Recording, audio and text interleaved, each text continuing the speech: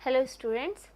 सो हम पढ़ रहे थे फॉरेस्ट और लाइफलाइन, राइट। तो लास्ट चैप्टर में हमने क्या क्या डिस्कस किया था, राइट। फॉरेस्ट के बारे में, फॉरेस्ट के जो इम्पोर्टेंट फंक्शंस हैं, इम्पोर्टेंट यूज़फुल फंक्शंस हैं, उनके बारे में हमने लास्ट चैप्टर में देखा था, राइट। आज इस लेक्चर में हम पढ़ने वाले हैं थ्रेट्स टू फॉरेस्ट।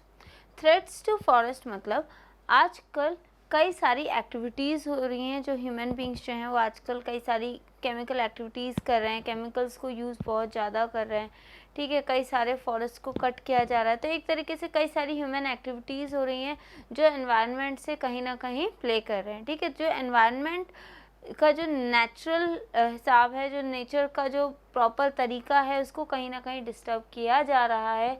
तो कुछ थ्रेट्स हैं, कुछ चेतावनी है जो फॉरेस्ट के लिए आजकल आए हैं, ठीक है। तो जो सबसे दो मेन थ्रेट्स हैं, those are pollution and deforestation.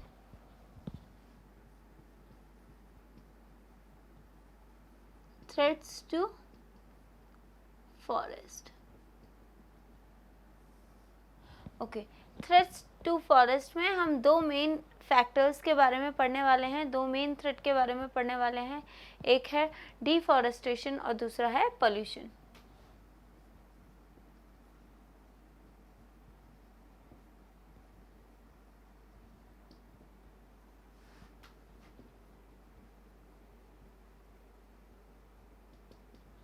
Okay, so now coming to the deforestation.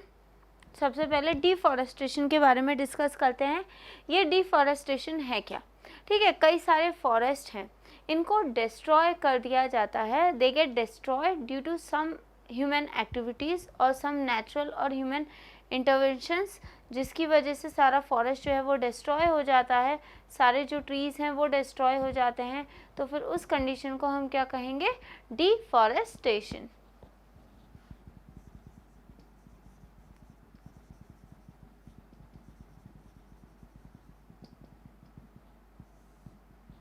So what is deforestation?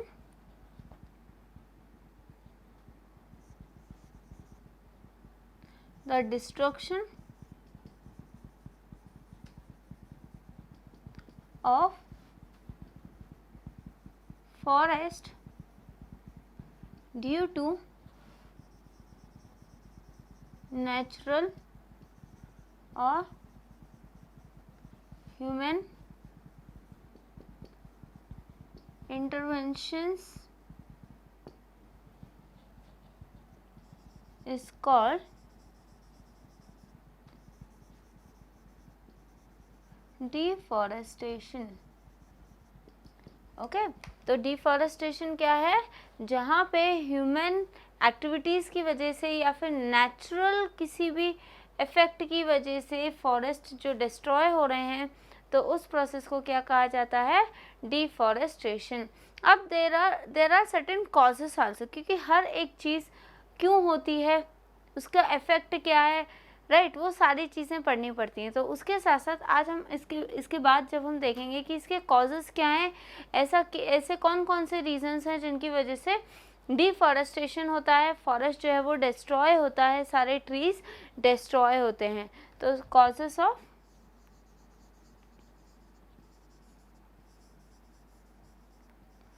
Deforestation. Now coming to the causes of deforestation, तो सबसे पहला जो कॉजेस है that is urbanisation,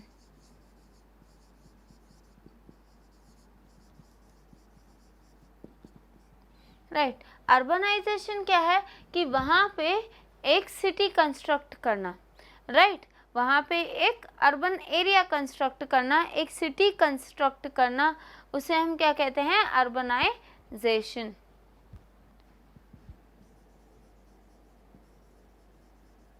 construction of city और town. Second is agriculture,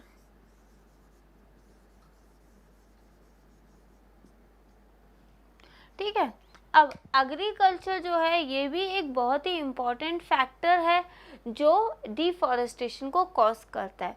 अब agriculture देखा जाए तो बहुत ही इम्पॉर्टेंट होता है ह्यूमन बींग्स के लिए, उनके सर्वाइवल के लिए, because it provide food.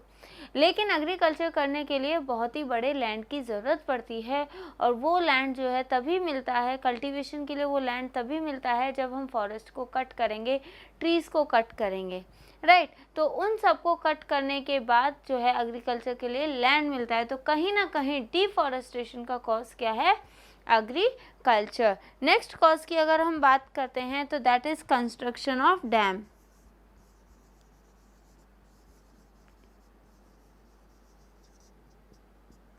Construction of dam. तो डैम आपको पता है क्या होते हैं, राइट। तो जब डैम को कंस्ट्रक्ट करते हैं तो उसके लिए भी बहुत ही बड़ा एरिया चाहिए होता है, और उसे सिटी के बीचों बीच नहीं कंस्ट्रक्ट किया जा सकता। उसे सिटी से बाहर जहाँ पे लोग रहते हैं उनसे कहीं ज़्यादा दूर बनाया जाता है, और जहाँ भी वो बनाया जाता है वो ज़्यादातर फॉरेस्ट एरिया होता है। तो उस एरिया को डिस्ट्रॉय करने के बाद, सारे ट्रीज़ को कट करने के बाद वहाँ पे डैम कंस्ट्रक्ट किया जाता है। तो कहीं ना कहीं ये भी क्या हो गया, एक तरीके से डिफॉरेस्टेशन का कॉज हो गया। Next is over grazing of animals.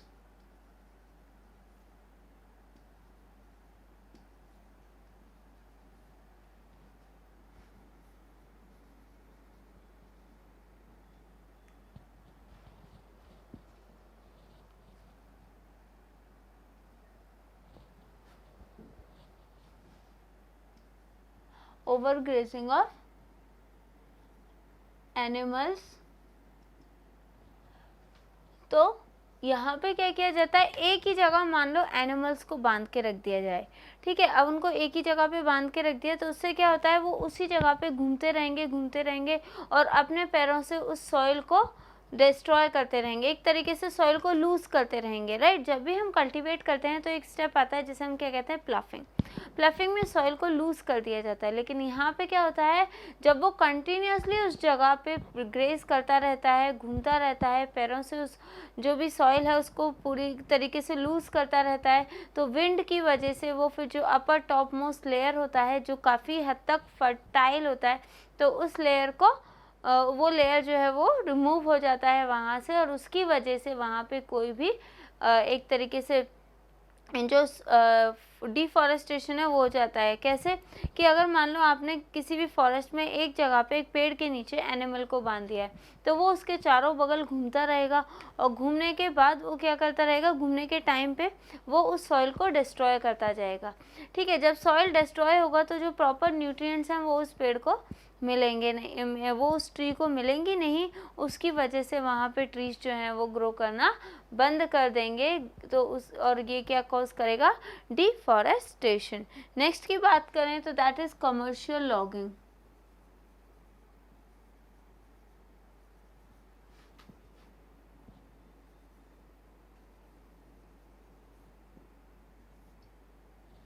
Okay, commercial logging क्या है, कई जगह पे बाज़ार में फर्नीचर्स मिलते हैं, ठीक है।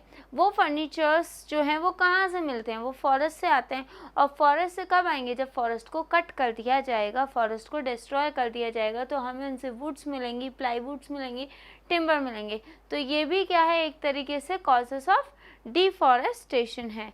अब हम देखते हैं, हमने डिफॉरेस्टेशन क्या है वो पढ़ा, इफेक्ट उसके देखे, सॉरी कॉजेस उसके देखे कि वो किस वजह से होता है। अब हम देखते हैं उसके इफेक्ट क्या हैं। अगर वो डिफॉरेस्टेशन होता है तो उसके क्या क्या इफेक्ट हैं, किन किन चीज़ों को वो बहुत ही ज़्यादा इफेक्ट करता है, right. Effects of deforestation.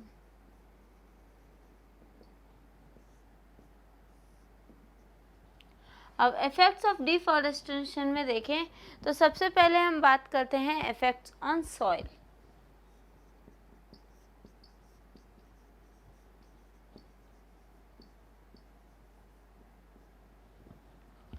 Soil पे किस तरीके से इफेक्ट करता है, ट्रीज हैं, ट्रीज के रूट्स सॉइल को बाइंड करके रखते हैं। बाइंड करके रखने के बाद उनको सॉइल जो है उनको न्यूट्रिएंट प्रोवाइड करता है। तो वो न्यूट्रिएंट्स जो मिलते हैं वो किससे मिलते हैं? सॉइल से मिलते हैं। अब सॉइल ही जब एक तरीके से जब डिफॉरेस्टेशन नहीं होगा, ट्रीज़ वहाँ पे नहीं होंगे, तो सॉइल पार्टिकल क्या हो जाएंगे? लूज हो जाएंगे और उसकी वजह से सॉइल एरोशन कॉज होगा। और उसके साथ साथ वो सॉइल एरोशन की वजह से वहाँ पे क्या हो जाएगा? डिफॉरेस्टेशन हो जाएगा। सॉइल की फर्टिलिटी जो है वो वहाँ पे रिमूव हो जाएगी। ठीक है, डिफॉरेस्टेशन की वजह से वहाँ पे क्या होगा? सॉइल की फर्टिलिटी जो है वो रिमूव हो जाएगी। तो soil particles are bound together by trees due to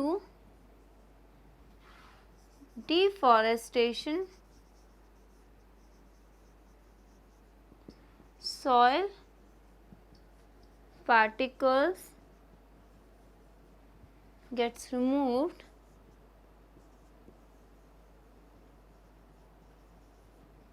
and cause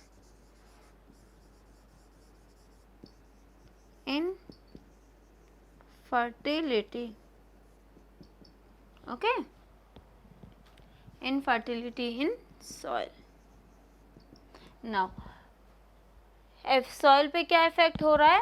soil को कौन बांध के रख रहा है? ट्रीज बांध के रख रहे हैं। अगर वहाँ पे डिफॉरेस्टेशन हो जाता है तो वो टॉप मोस्ट लेयर जो है सॉइल का वो वहाँ से रिमूव हो जाता है, सॉइल एरोशन हो जाता है, जिसकी वजह से सॉइल की जो फर्टिलिटी है वो रिड्यूस हो जाती है, कम हो जाती है। राइट, ये सारे जो है क्या है? इफेक्ट्स। ये इसकी क्या है? Effect of deforestation. नेक्स्ट की हम बात करें तो how does it affect on wild life?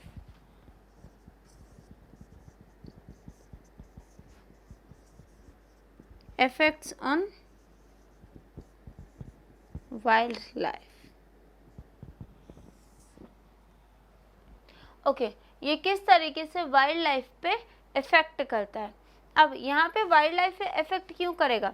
Forest हैं, फॉरेस्ट में सारे एनिमल्स रह रहे हैं, सारे बर्ड्स रह रहे हैं, तो उनकी वजह से क्या होता है? फॉरेस्ट अगर डिफॉरेस्टेशन हो जाएगा, अगर वहाँ से सारे जो ट्रीज़ हैं वो कट हो जाएंगे, तो उनके लिए उनका जो नेचुरल हैबिटेट है, जो नेचुरल होम है, उनके लिए वो लॉस्ट हो जाएगा।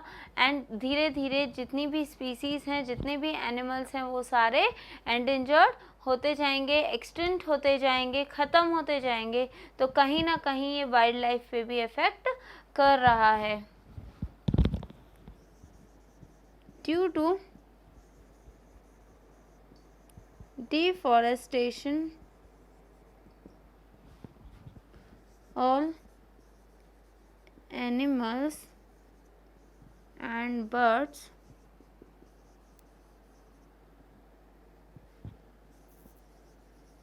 lose their habitat.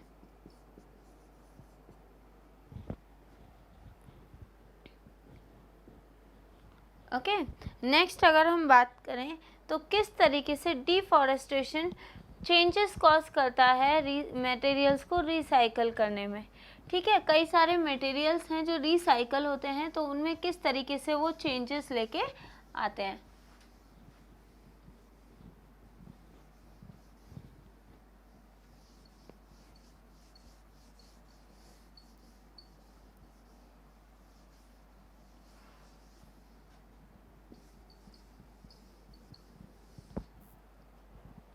ओके, सो यहाँ पे क्या होता है?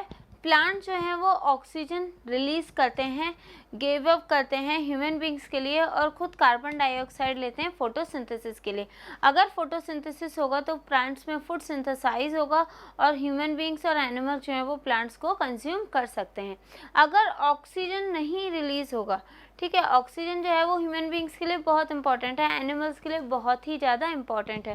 तो कहीं ना कहीं ये क्या कर रहे हैं? रिसाइकल कर रहे हैं मटेरियल्स को, कि प्लांट्स जो हैं वो क्या देते हैं? ऑक्सीजन ह्यूमन बींग्स को, और ह्यूमन बींग्स बदले में उनको क्या दे रहा है? Carbon dioxide.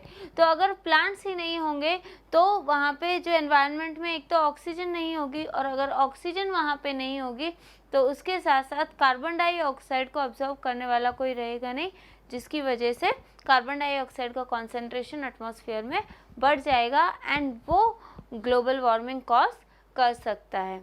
ठीक है, और अगर ग्लोबल वार्मिंग होती है तो टेम्परेचर बहुत ही ज़्यादा हो जाता है, जो कि ह्यूमन बींग्स के लिए, एनिमल्स के लिए, दोनों के सर्वाइवल के लिए ठीक नहीं है। Changes in recycling of materials।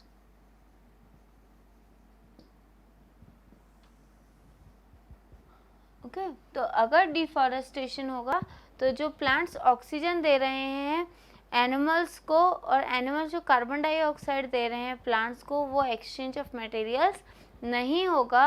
और अगर कार्बन डाइऑक्साइड का कॉन्सेंट्रेशन एटमॉस्फेयर में बहुत ही ज़्यादा हो गया तो वो ग्लोबल वार्मिंग कॉज कर सकता है। और ग्लोबल वार्मिंग जब होती है तो जितनी भी इंफ्रारेड रेज हैं वो सारी यूनिवर्स पे पहुंच जाती हैं।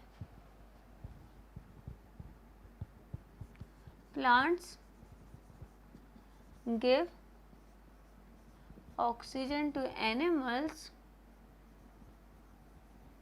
and absorb CO2 from air। सो अगर वहाँ पे डिफॉरेस्टेशन हुआ, if there is deforestation, carbon dioxide concentration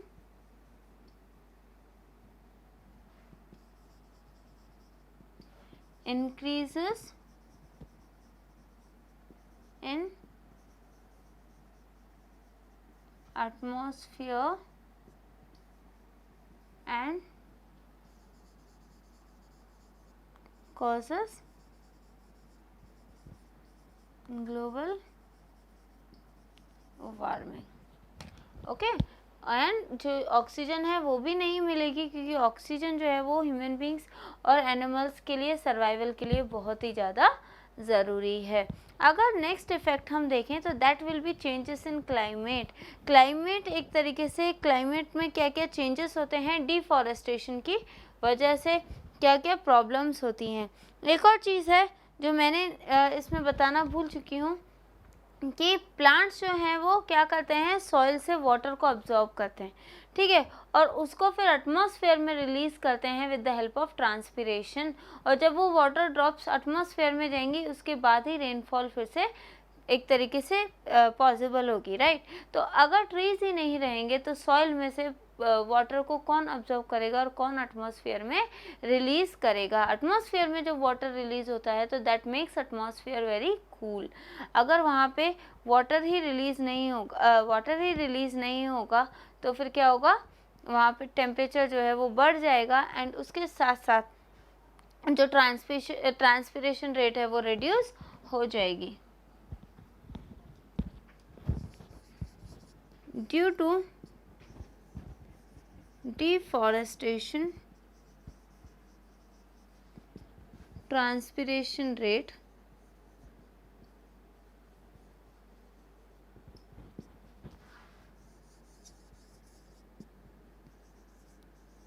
get reduced। Okay, next effect की हम बात करते हैं, that is climatic changes.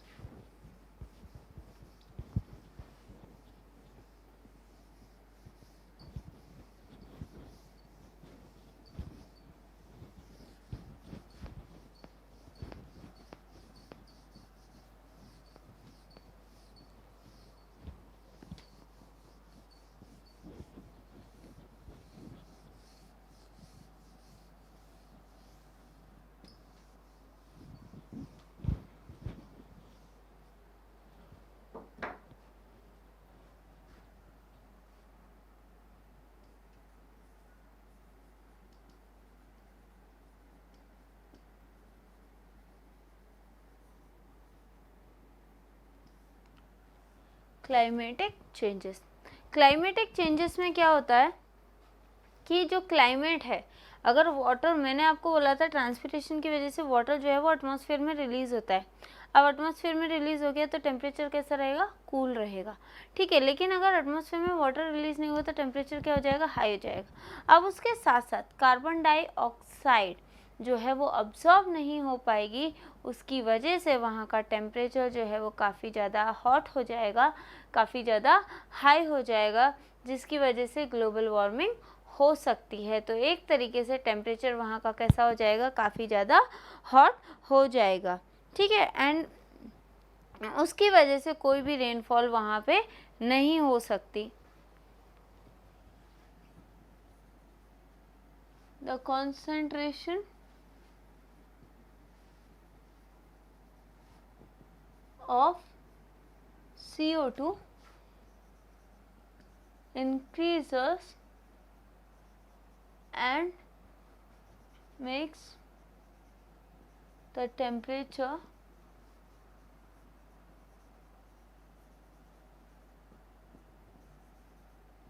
high. No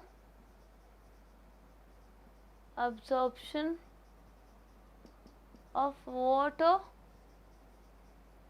due to which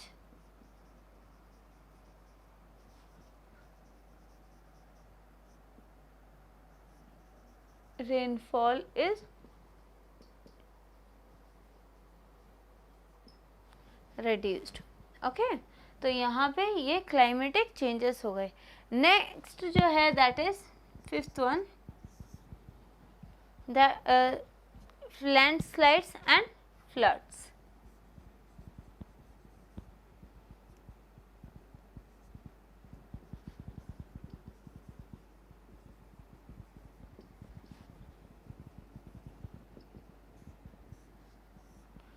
तो फॉरेस्ट जो है वो एक तरीके से लैंडस्लाइड एंड फ्लड को प्रिवेंट करते हैं, ठीक है। अगर फॉरेस्ट ही नहीं होंगे, डिफॉरेस्टेशन हो जाएगा, तो मैंने पढ़ाया था पहले कि हमेशा इस बात को मैं रिपीट करती रहती हूँ हर एक लेक्चर में कि जो रूट्स हैं वो सॉइल पार्टिकल्स को बांध के रखते हैं, जिसकी वजह से जो वाटर है वो एक तरीके से अब्जॉर्ब हो जाता है, प्लांट्स उसको अब्जॉर्ब कर लेते हैं, ठीक है।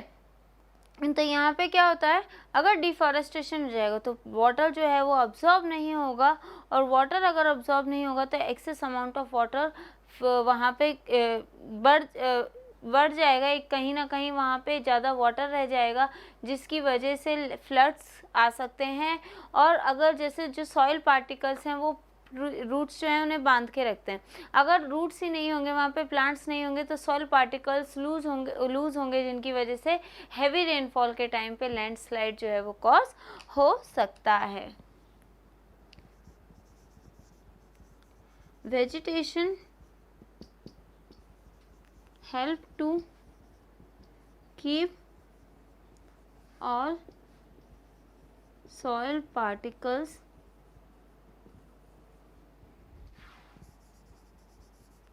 together. If no forest or trees,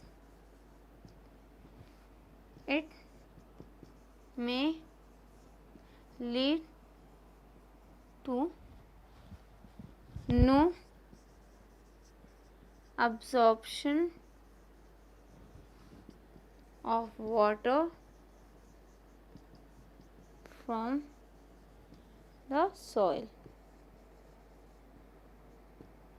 right, अगर वहाँ पे प्लांट या ट्रीज ही नहीं होंगे तो वो सॉइल पार्टिकल को बांध के नहीं रखेंगे, और वहाँ पे वाटर भी अब्जॉर्ब नहीं होगा, जिसकी वजह से लैंडस्लाइड्स और फ्लड्स आ सकते हैं। सो दिस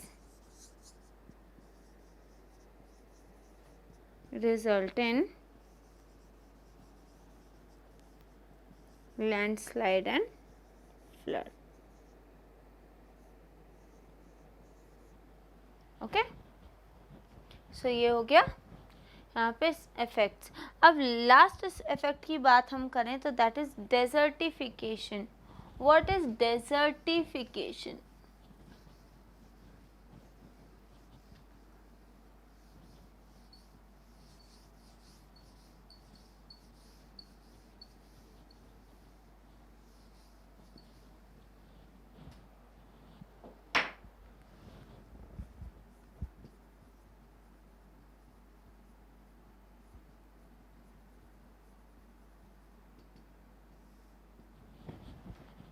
डेजर्टिफिकेशन, ठीक है। Now coming to the desertification, यहाँ पे ये क्या है कि जब भी प्लांट्स नहीं रहते हैं तो ये क्या करते हैं, सॉइल पार्टिकल्स जो हैं वो लूज रहते हैं, ठीक है।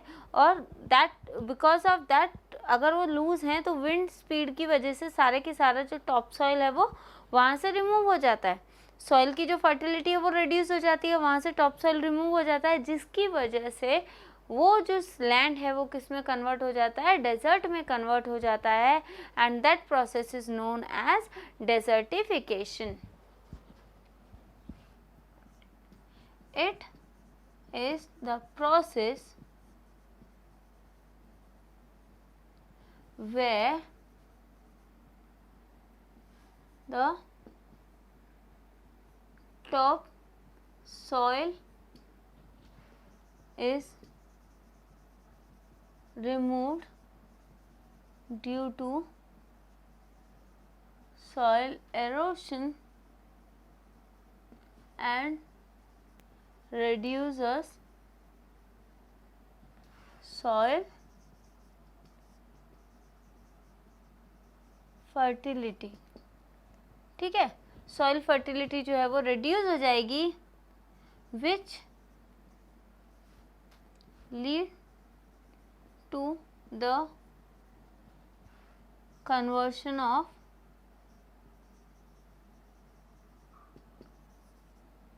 Land into desert. ओके तो यहाँ पे हो क्या रहा है कि जो भी लैंड है जहाँ पे सॉइल, अगर वहाँ पे फॉरेस्ट नहीं है, ट्रीज नहीं है, तो जो टॉप सॉइल है वो रिमूव हो जाता है, that leads to soil erosion. और सॉइल एरोशन हो जाता है तो सॉइल की फर्टिलिटी इंक्रीज हो जाती है, धीरे धीरे वहाँ पे वो लैंड किस में कन्वर्ट हो जाता है, डेजर्ट में कन्वर्ट हो जाता है। उस प्रोसेस को हम क्या कहते हैं, डेजर्टिफिकेशन। तो ये भी कहीं ना कहीं एक तरीके से इफेक्ट है किसका, सॉइल डिफॉरेस्टेशन का, ठीक है। अब हम बहुत ही इम्पोर्टेंट टॉपिक के बारे में बात करते हैं, दैट इज चिपको मूवमेंट।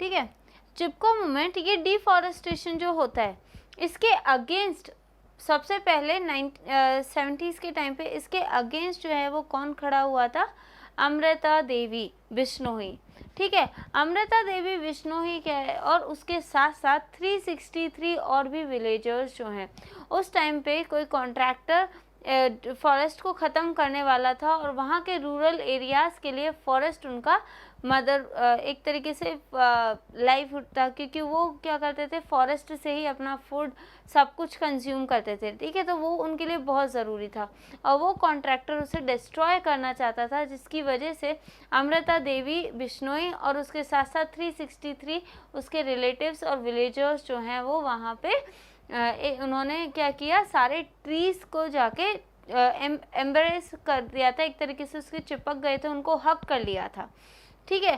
और उनको हक करने के बाद जो कॉन्ट्रैक्टर था उसने सारे की सारे ट्रीज़ को कट कर दिया उन लोगों के साथ, विलेजर्स के साथ। तो कहीं ना कहीं वो सारे के सारे अमृता देवी बिश्नोई और भी कई सारे विलेजर्स जिन्होंने अपनी लाइफ जो है वो सेक्रीफाइस कर दी, उन्होंने अपनी लाइफ को डिस्ट्रॉय कर दिया एक तरीके से फॉरेस्ट को बचाने के लिए। तो उस टाइम पे तो ये उतना सक्सेसफुल नहीं हुआ, लेकिन इस चिपको मूवमेंट को दोबारा शुरू किसने किया था, सुंदरलाल बहुगुणा ने। That was in Amrita Devi जो है वो खेजड़ी की थी, जिन्होंने अपने जो जोधपुर के पास जो खेजड़ी गांव है उसमें उन्होंने अपने प्लांट्स को बचाने की कोशिश की थी, ठीक है। Sundarlal Bahuguna he actually started this Chipko movement and he actually gave the name Chipko movement। and Chipko movement जो है वो हिंदी वर्ड से लिया गया है, चिपको means that is to hug, right, hugging। इसमें क्या होता है, ये जो चिपको मूवमेंट में हुआ क्या है कि इन्होंने सुंदरलाल बहुगुणा ने जो चिपको मूवमेंट शुरू किया था वो सक्सेसफुल हुआ था, and that was in like upper valleys of Alaknanda, that was in UP. तो वहाँ पे उन्होंने जब ये शुरू किया तो ये सक्सेस हो गया था, ठीक है। तो ये चिपको मूवमेंट एक तरीके से डिफॉरेस्टेशन के अगेंस्ट खड़े होने के लिए है। सो दैट वाज इनिशिएट किसने किया था? अमृता देवी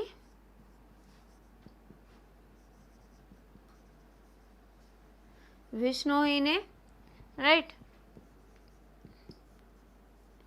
इन खेजरी ऑफ जोधपुर।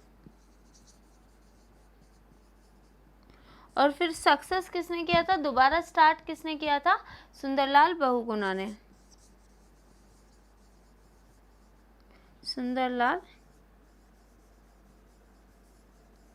बहुगुणा, ये एक इकोनॉमिस्ट हैं,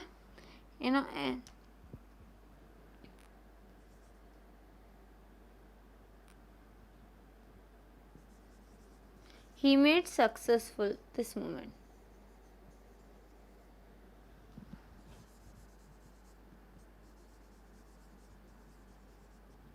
तो एक तरीके से कभी कभी क्वेश्चंस भी आ सकते हैं कि चिपको मूवमेंट को किसने शुरू किया था या फिर किसके बेस पे शुरू किया था, किसने सक्सेसफुल किया था, right. So this was all about Chipko movement. अब नेक्स्ट हम नेक्स्ट फैक्टर जो बात करते हैं, जिसकी वजह जो एक तरीके से थ्रेट्स है किसके लिए, फॉरेस्ट के लिए, that is pollution.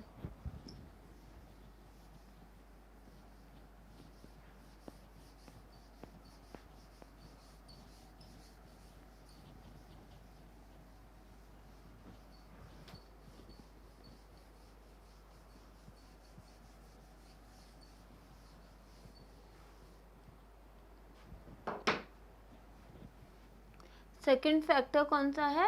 Pollution, second threat. Now what is this pollution? जब हमारे एनवायरनमेंट में कुछ ऐसे सब्सटेंसेस बहुत ज़्यादा मिक्स हो जाते हैं जो हमारे लिए हार्मफुल होते हैं, टॉक्सिक होते हैं, तो उसे हम क्या कहते हैं? Pollution. So pollution it is the presence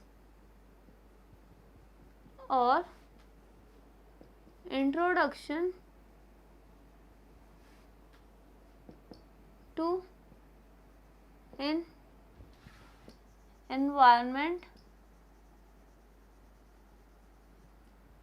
of substances which are harmful to us. Okay, तो ये पॉल्यूशन क्या है?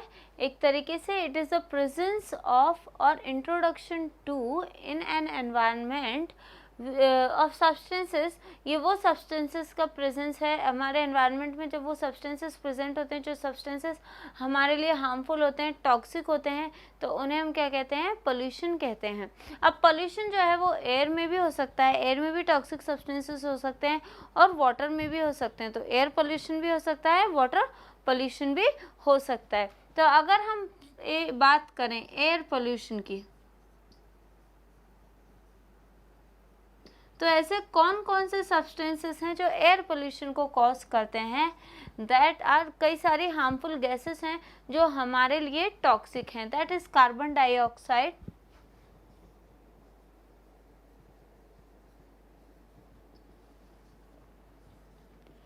पोल्यूशन में कार्बन डाइऑक्साइड बहुत ही ज़्यादा होता है। अगर कार्बन डाइऑक्साइड एनवायरनमेंट में बहुत ही ज़्यादा है तो हमारे लिए वो बिल्कुल भी अच्छा नहीं है, क्योंकि रेस्पिरेशन के लिए हमें प्योर ऑक्सीजन चाहिए होती है। और अगर कार्बन डाइऑक्साइड बहुत ज़्यादा है तो वहाँ पे ऑक्सीजन जो है वो कहीं ना कहीं रेड्यूस हो जाती है। ठीक है, कार्बन डाइऑक्साइड जो है वो हमारे लंग्स को अफेक्ट करता है, तो इसलिए कार्बन डाइऑक्साइड जो है वो एक तरीके से हार्मफुल गैसेस है जो हमें हार्मफुल हो सकती है। ठीक है, नेक्स्ट इज सल्फर डाइऑक्साइड।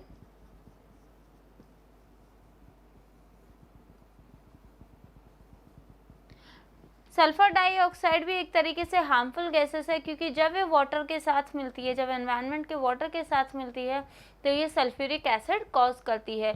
और सल्फ्यूरिक एसिड जो है वो एसिड रेन का बहुत ही मेन कंपोनेंट है। तो जो एसिड रेन जो कॉज होती है उसमें क्या प्रेजेंट होता है? Sulphur dioxide and water in the form of sulphuric acid. Nitrous oxide,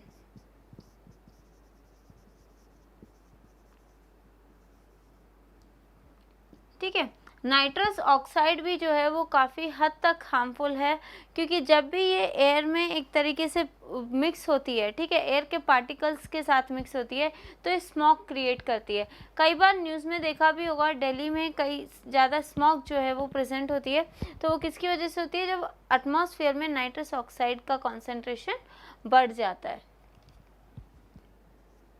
Okay, so these are certain harmful substances, harmful gases which cause air pollution.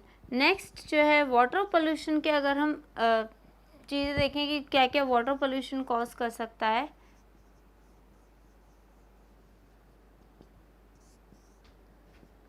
तो that is sewage,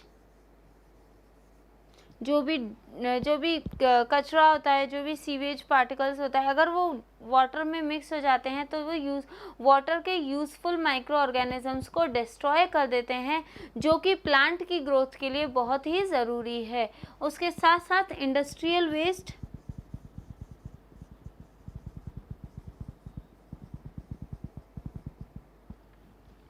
industrial waste, अगर ये भी कहीं ना कहीं chemicals इनमें काफ़ी सारे होते हैं, तो ये भी वाटर की जो क्वालिटी है उसको डिस्ट्रॉय कर देते हैं कम्प्लीटली। और अगर वाटर की क्वालिटी डिस्ट्रॉय हो जाती है, वाटर में कोई भी माइक्रो ऑर्गेनिजम्स नहीं रह पाते हैं जो कि प्लांट्स के लिए बहुत ज़रूरी हैं, तो सॉइल की क्वालिटी भी एक तरीके से चेंज हो जाएगी, उसकी फर्टिलिटी जो है वो भी कहीं ना कहीं रिड्यूस हो जाएगी। तो इस तरीके से पॉल्यूशन जो है वो भी एक तरीके से फॉरेस्ट के लिए थ्रेट्स है। ठीक है, तो आज के लेक्चर में हमने क्या क्या पढ़ा था, आज हमने दो इम्पॉर्टेंट कंपोनेंट्स पढ़े थे जो कि थ्रेट्स हैं किसके लिए, फॉरेस्ट के लिए।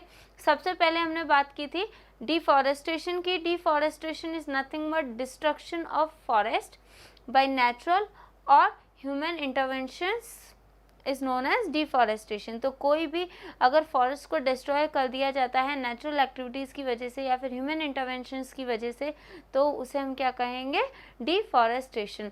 डिफॉरेस्टेशन के कई सारे कॉजेज़ भी हैं कि ये क्यों होता है। That is due to urbanization, क्योंकि अगर हम वहाँ पे अर्बन सिटी डेवलप हो रही है तो वो डिफॉरेस्टेशन कॉज करेगा। एग्रीकल्चर के लिए लैंड बहुत ज़्यादा ज़रूरत पड़ती है तो फॉरेस्ट को कट किया जाता है। ओवर ग्रेजिंग जो है वो सॉइल की फर्टिलिटी को डिक्रीज़ कर देती है, जिसकी वजह से फॉरेस्ट डिस्ट्रॉय हो जाता है। उसके साथ साथ डैम्स को कंस्ट्रक्ट करते हैं तो उसके लिए भी बहुत लार्ज एरिया की रिक्वायरमेंट होती है, जो भी फॉरेस्ट को कट करके किया जाता है। अब इसके इफ़ेक्ट क्या क्या हैं, सबसे पहले इसका इफ़ेक्ट देखते हैं हम सॉइल पे। जो डिफॉरेस्टेशन अगर नहीं होता है तो सॉइल जो टॉप लेयर है, टॉप पार्टिकल है, वो वहाँ पे सॉइल एरोशन की वजह से रिमूव हो जाता है और वहाँ पे इनफर्टिलिटी कॉज करता है। ठीक है ना, सॉइल जो है वहाँ पे एक तरीके से इनफर्टाइल हो जाता है, प्लांट्स की ग्रोथ नहीं हो पाती है। नेक्स्ट इज, अगर डिफॉरेस्टेशन होगा तो कहीं ना कहीं it will effect on wild life. जो वाइल्ड लाइफ के लिए जो फॉरेस्ट है वो नेचुरल हैबिटेट है, अगर वही नहीं रहेगा तो उनका सारा नेचुरल हैबिटेट जो है वो ख़त्म हो जाएगा।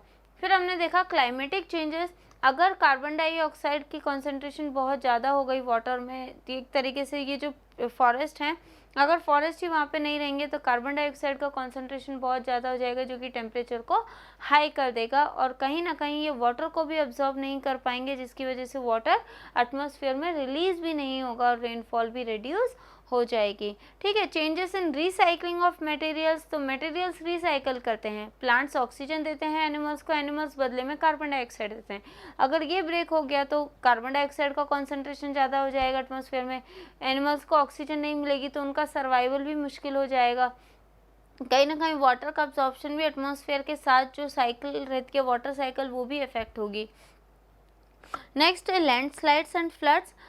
ये सॉइल पार्टिकल्स को बांध के रखते हैं ट्रीज, तो अगर डिफॉरेस्टेशन होगा तो दैट में लीड टू लैंडस्लाइड्स और फ्लड्स ड्यूरिंग हैवी रेनफॉल। और कहीं ना कहीं जब सॉइल एरोशन की वजह से टॉप सॉइल रिमूव हो जाता है तो वो जो लैंड है वो किस में कन्वर्ट हो जाता है, डेजर्ट में कन्वर्ट हो जाता है, दैट लीड टू डेजर्टिफिकेशन। उसके बाद हमने बात की थी चिपको मूवमेंट की।